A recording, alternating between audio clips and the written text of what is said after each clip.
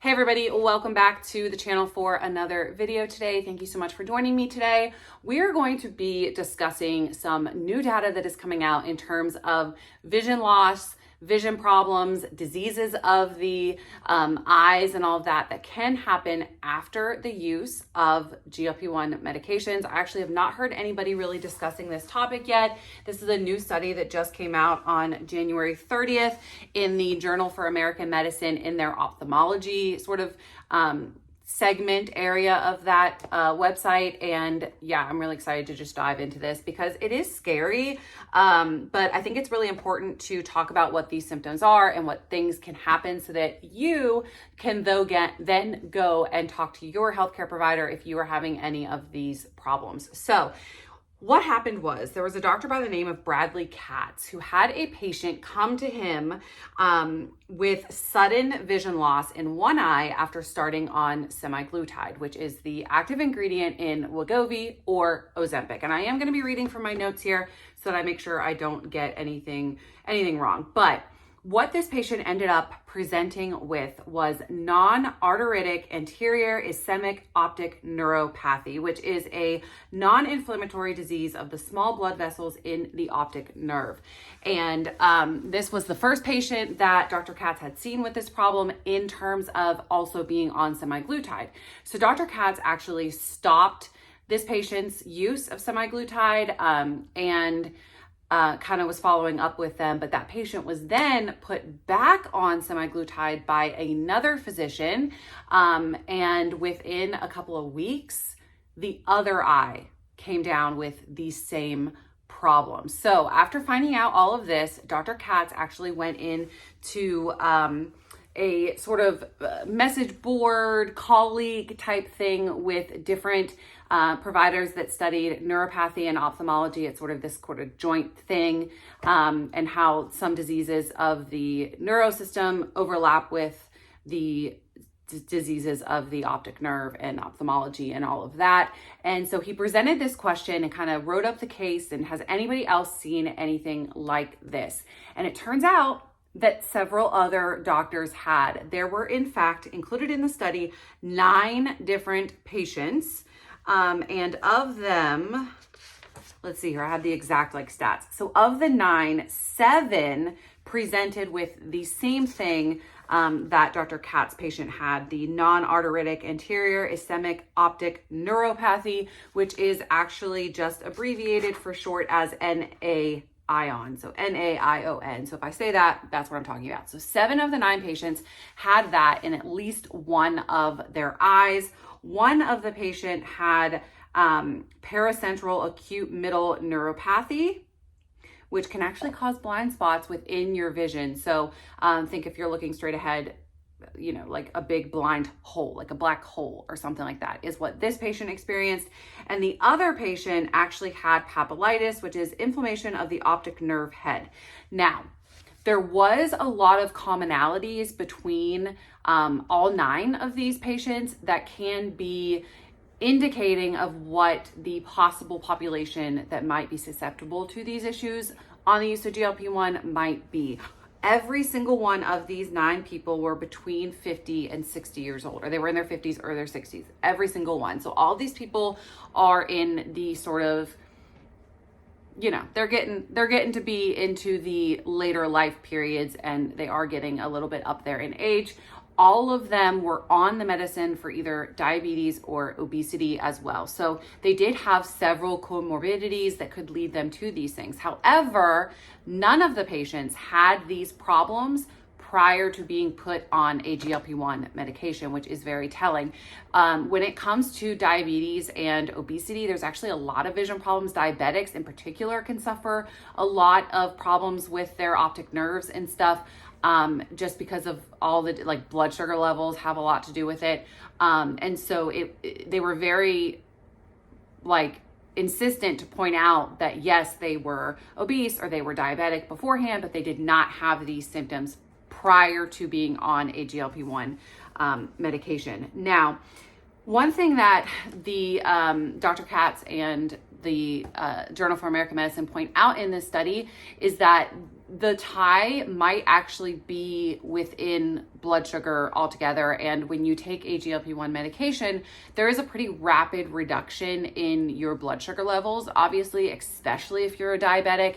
And with that sudden drop in blood sugar levels, you can experience blurry vision. Usually, though, if you have blurry vision that's tied to a sudden loss or a sudden drop in blood sugar levels, it only lasts between an hour and two, and then you should recover. So essentially what they're putting out within this study is a warning to other physicians and to other doctors. I mean, the main people that read Journal for American Medicine are other physicians and other doctors and other people within this specialty in the medical field, researchers, scientists, that sort of thing. So what they're doing is they're putting a warning out saying, hey, if you have somebody that comes into your office that is complaining of these things, a blind spot, they did say that all of the things are non-painful. So they would basically just be presenting with a loss of vision that is sudden with the start of a GLP-1 medication. So if you are somebody, especially if you're somebody that falls in those categories of being in your 50s or 60s and being on it, especially for diabetes, because again, diabetics can lead to so many vision problems, then you are encouraged to reach out to your healthcare provider and talk to them about it. They do say that it obviously is still a really low risk that you're going to have an issue. However, with the still very steady increase of people using GLP-1 medications, it is absolutely possible that that number is going to increase as time goes on, the longer people are on these medications and all of that. So I think it's important to mention, right? So like anything that I find out always that I feel like could be beneficial to some of you guys, I love to share with you guys. So if you are experiencing any of those symptoms, then please go talk to your healthcare professional. And the message for doctors is sort of to take it seriously. It would be different if there was one person, if, Dr. Katz hadn't gotten any response, but the fact that there are 9 people and that's just the people that answered the message, right? Like who knows how many others there have been or how many have been missed simply because they weren't looked into. So the urge is that if you have a patient that presents in this way, to have them make sure that they see a doctor, an ophthalmologist who can check them out within a good amount of time. So that's the first sort of study that I wanted to talk about today. And I am going to link down below. There's been several different websites come out and publish this study within the past week, I would say. When I go to Google, you know how it'll suggest websites or suggest articles that it thinks that you might want to read, that this article in the same thing, but published from different things, has been recommended to me every day in the past week. So I think that it is something that is worth noting and worth paying attention to. The other thing that I wanted to talk about is actually the interview that President Trump did with Bear after the Super Bowl. The full thing aired, I think, on Monday night, but he talked about GLP-1s in this interview, and I think that it was pretty telling. I'm not here to argue about Trump. Here's my little thing there, or what you think about him. I'm not sharing any of my own political views. I'm purely talking about what he said in this interview. And they were talking about the newly imposed tariffs that are being enforced, that Trump has enforced since he's gone into office. And one of the things he uses in that way is to compare the cost of weight loss drugs in America and weight loss drugs everywhere else. And he actually calls them the fat people drug or something obscenely absurd, but take that little comment out of the mix. And what he basically says is you can get a GLP-1 medication for a 10th of the cost over in the UK that you can in America, costing, I think the figures that he used were $100 and something in the UK and $1,200 in New York City if you were going to get it there. And the absurdity of that price difference and how a lot of that ties into different tariffs, the PBMs, all of the things that go into making up the prices in America, and basically how unfair those are. And so he actually like went so far as to encourage governors to purchase large amounts of GLP-1 medications from Canada and then sell it to its residents in the state. And I'm not even sure if that's legal. I'm not even sure if that is something that can be done. If you know anything about that, please let me know down below, because I'm really interested. It's just an offhanded comment that he made. And so it might absolutely mean nothing. It might just be him talking out of his butt. But is that really something that could be done? If so, then like, let's all be messaging our governors.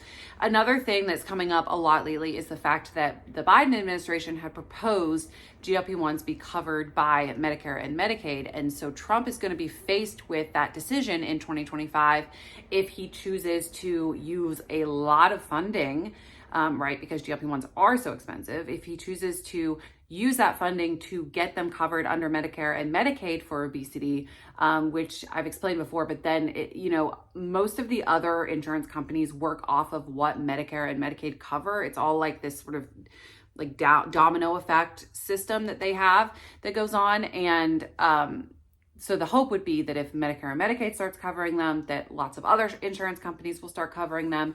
But Trump has said, like, that's a lot of money. So is that something that is going to be done, or are they going to reverse the call that the Biden administration made? It's still up in the air. But I think that the big thing is that he called it out in an interview on national television. And he said, listen, this is ridiculous. Look what they're paying overseas. Look what we're charging Americans for the same exact thing. How can we make this better?